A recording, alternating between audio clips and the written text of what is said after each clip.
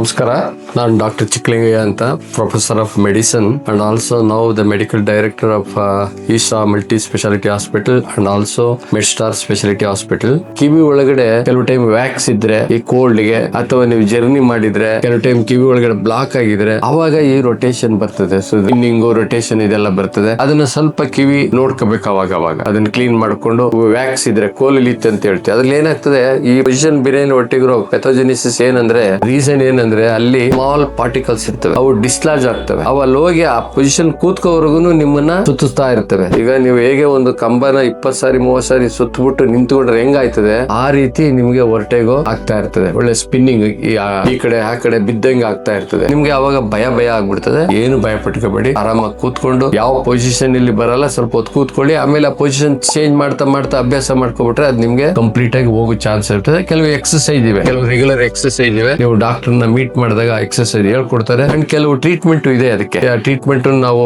Blood circulation ಕಿವಿ ಒಳಗಡೆ improve ಆಗೋಕೆ ಕೆಲವು ಮಾತ್ರೆಗಳನ್ನ ನಾವು ಕೊಡ್ತೀವಿ. ಅದರಿಂದ ಇಂಪ್ರೂವ್ಮೆಂಟ್ ಆಗುತ್ತೆ. ಬಟ್ ಕಂಟಿನ್ಯೂ ಮಾಡಬೇಕಾಯ್ತದೆ. ಅದು ರಿಕರೆಂಟ್ ಆಗಿ ಬರ್ತಾ ಇರ್ತದೆ. ನಿಮ್ಗೆ ನನ್ನ ಅನುಭವದ ಪ್ರಕಾರ ಯೂಶಲಿ ನೀವು ಕಾರ್ನಲ್ಲಿ ಹೋಗುವಾಗ ಬ್ಯಾಕ್ ಸೈಡ್ ಕೂತ್ಕೊಂಡ್ರೆ, ನೀವು ಸ್ಟ್ರೈಟ್ ಆಗಿ ಕೂತ್ಕೊಂಡ್ರೆ ಏನೂ ಆಗಲ್ಲ. ಸ್ವಲ್ಪ ರಿಕ್ಲೈನ್ ಆಗಿ ಬ್ಯಾಕ್ ಸೈಡ್ ಕೂತ್ಕೊಂಡಾಗ ಅದು ನೀವು ಕಾರ್ ಡ್ರೈವಿಂಗ್ ಮುಗಿಸ್ಕೊಂಡು ಅಥವಾ ನೀವು ಮನೆಗೆ ಬಂದು ರಿಪೀಟೆಡ್ ಆಗಿ ಬರ್ತದೆ. ಅವೆಲ್ಲ ಸ್ವಲ್ಪ ಅವಾಯ್ಡ್ ಮಾಡಬೇಕು. ಪೊಸಿಷನ್ ಸ್ವಲ್ಪ ನೋಡ್ಕೊಂಡು ಆ ಪರ್ಟಿಕ್ಯುಲರ್ ಪೊಸಿಷನ್ ನೀವು ಎಕ್ಸರ್ಸೈಸ್ ಮಾಡ್ತಾ ಇದ್ರೆ ಅದನ್ನ ಅವಾಯ್ಡ್ ಮಾಡಬಹುದು. ನಮಸ್ತೆ.